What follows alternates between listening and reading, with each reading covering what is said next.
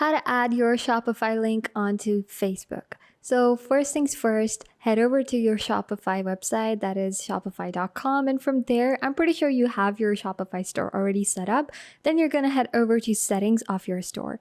Now into the settings section, you're going to head over to domains right here, all the way here. And what you're going to do is you're going to simply copy your store's domain. This is basically my store's domain. I will need to enter in a password, but before I do that, what I'm going to do is I'm going to simply copy my store's link, which would be this one exactly. What I'm going to do is going to copy this, or I can just press Control, press C, and then I'm going to head over backwards to Facebook. Now into Facebook, if I have to paste a specific link onto a specific page, I'll just simply paste it over there.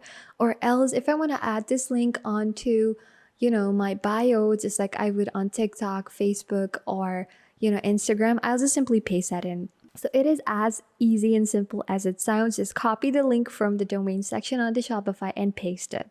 Any clickable link works this way. So this is it for this video, a simple and easy way for you to add in your Shopify link onto Facebook.